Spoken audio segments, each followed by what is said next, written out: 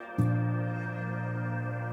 spending 2 weeks near Silverton, I need to head back to Patrick's shop for a couple quick repairs, and then it's off to the Wolf Creek area to hang out with Brian with Off-Grid Backcountry Adventures and Timmy with Truckhouse Life. Hope you enjoy the trip.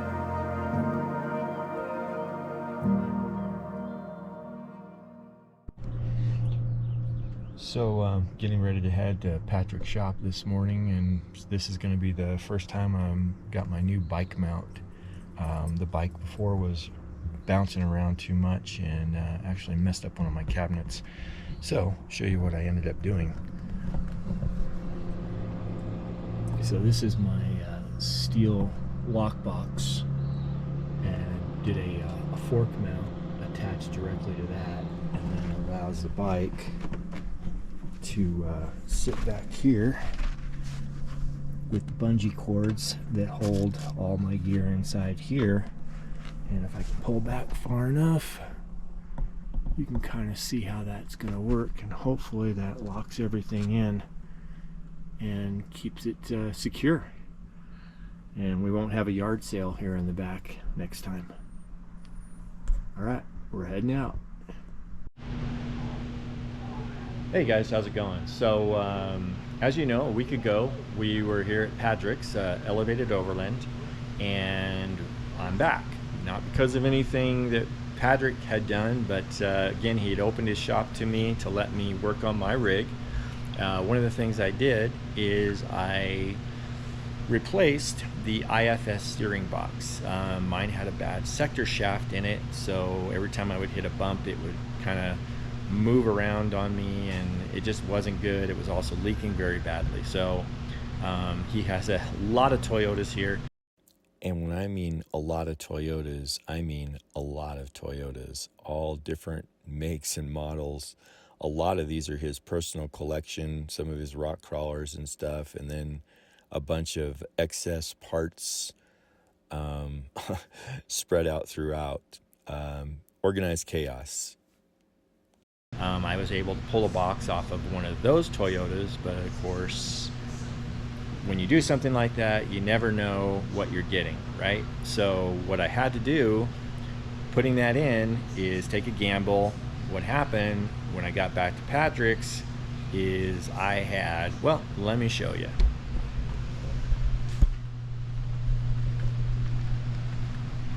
Okay, here is our IFS box.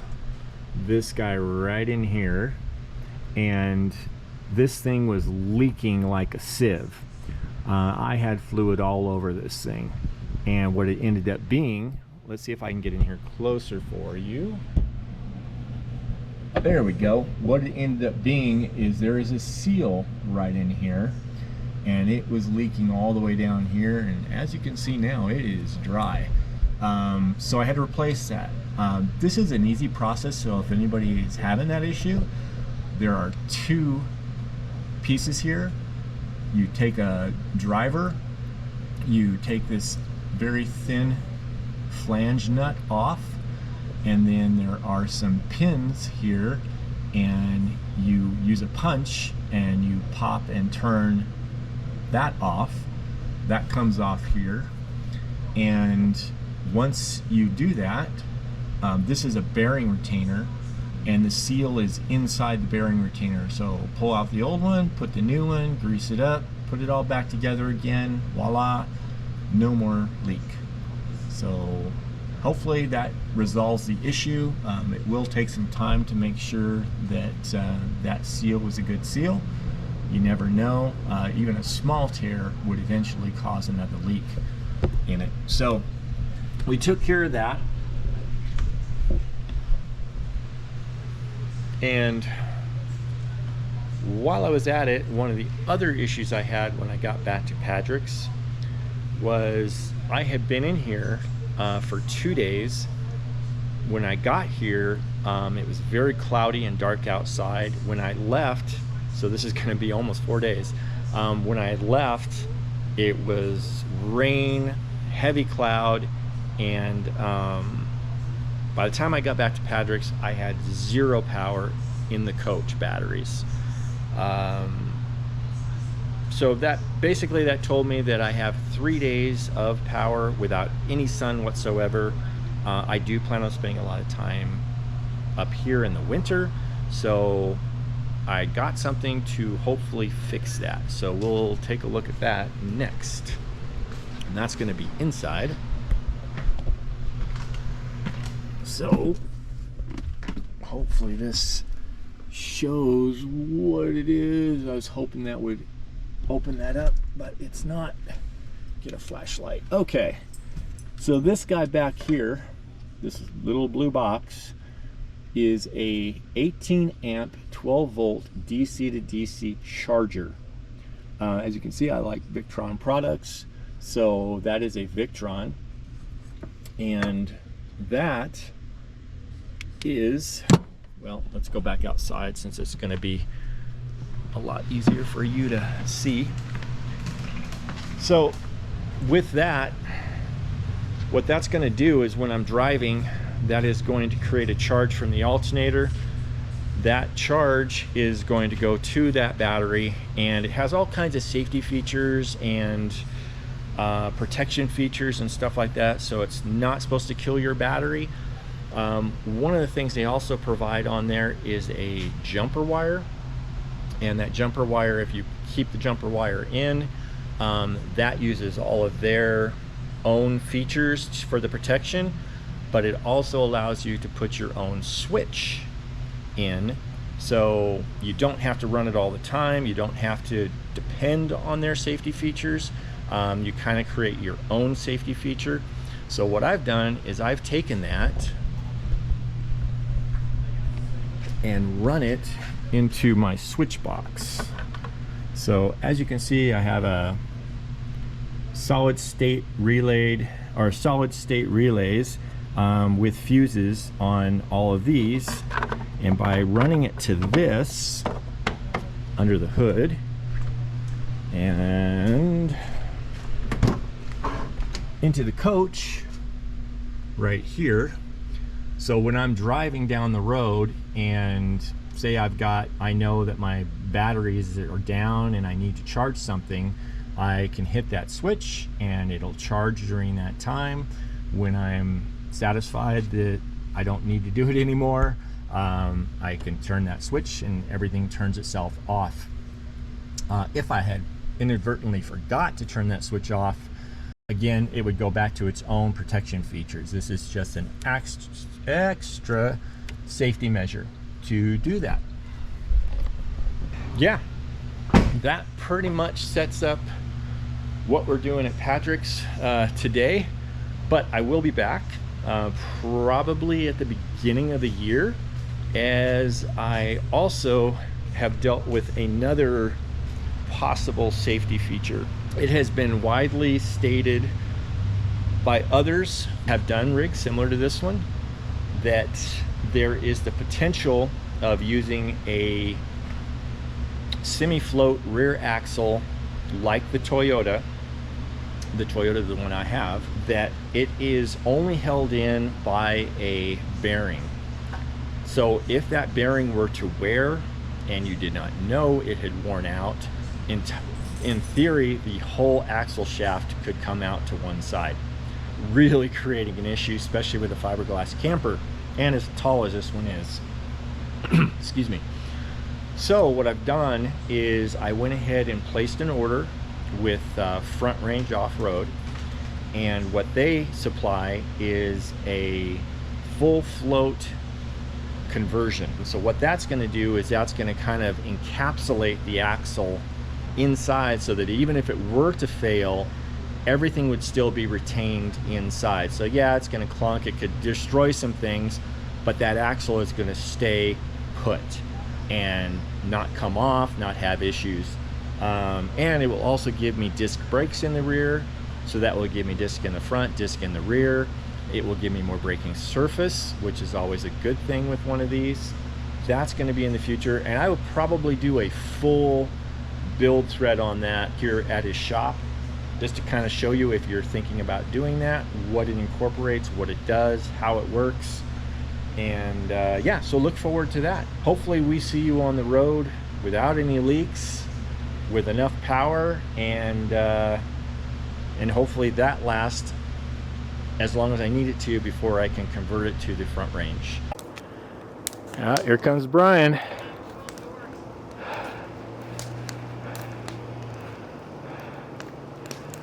There he is.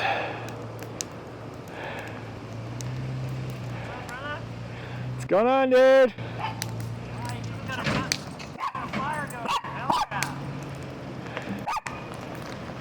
Awesome, man. I was wondering, should I go get wood?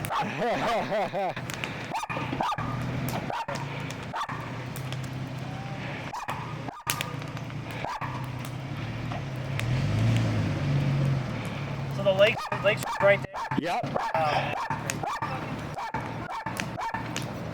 I know. Brian with Off-Grid Backcountry Adventures. Here, hey.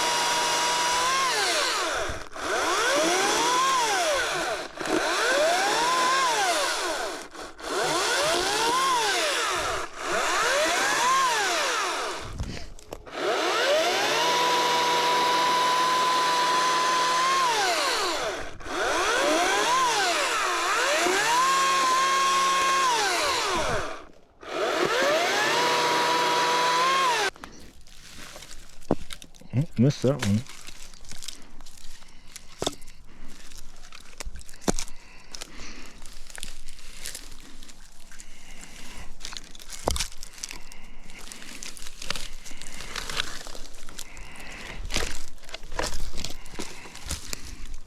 Oh well.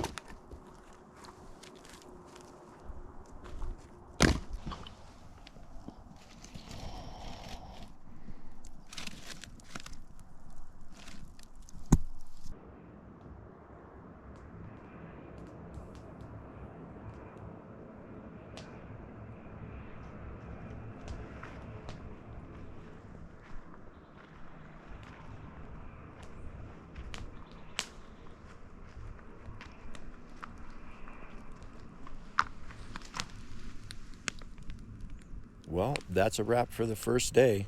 Brian's gonna make breakfast in the morning, so can't wait.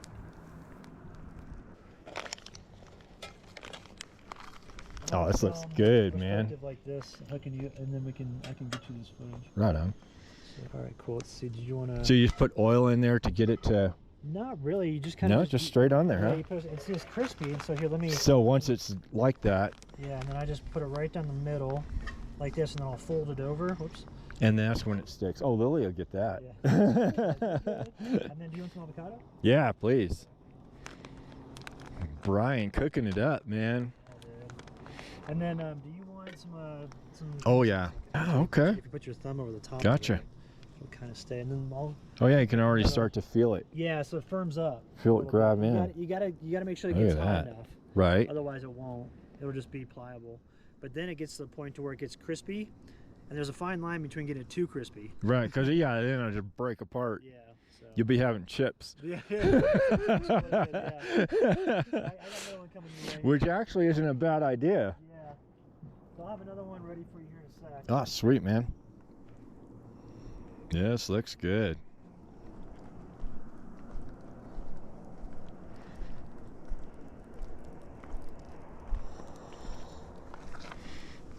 And I'll make that one up and bring it over to you.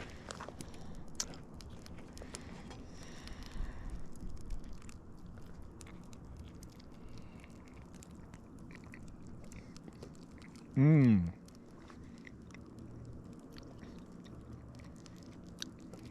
Heck yeah, dude, that's good. I probably go through on a night where it's like -20 Fahrenheit. I'll go through like 12 to 15 pieces of wood. If you can't see, Brian's in his tent there. We've got him in quarantine. We're keeping him away from the rest of us. He's just a little too excitable, and we're getting him locked away. Settle down, Brian. Settle down.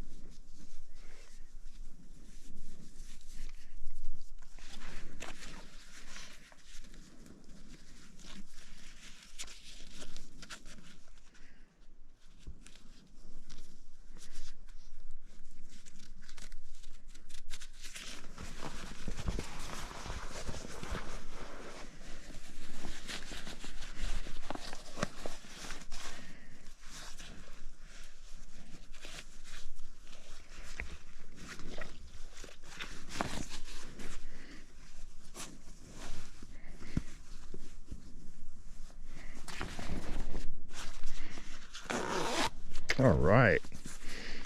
That would be nice and warm.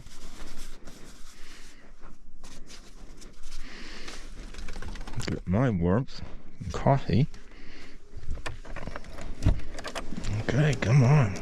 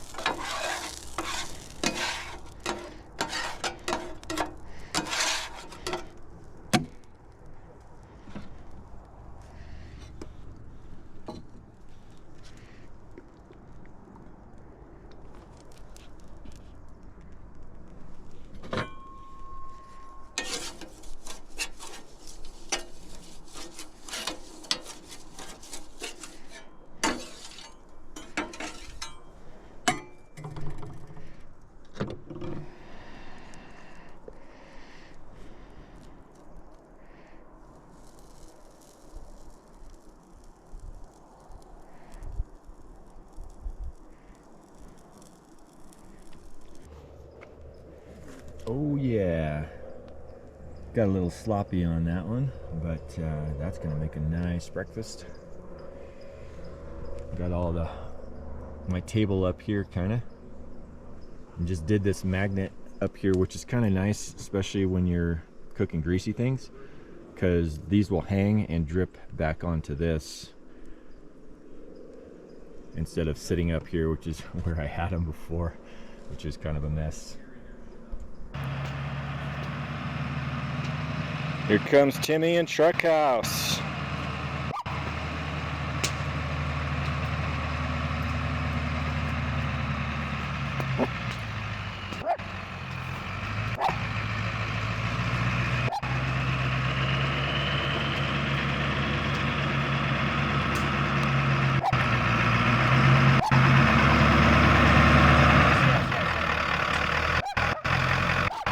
Lily, come here.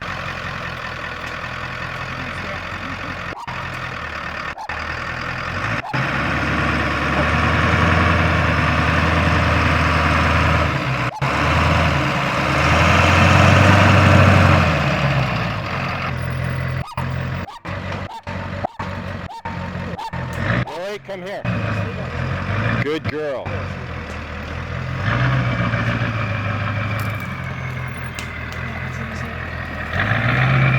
Come here, Lil.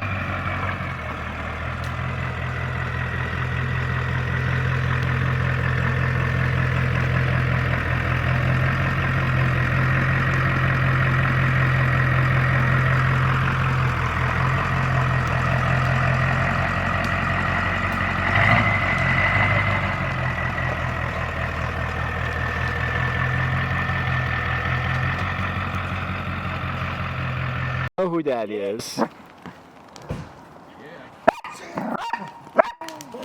She's like, Timmy! Timmy, what's going on? Shut up, Amber, you're fired. Or you're fine. How was Moab?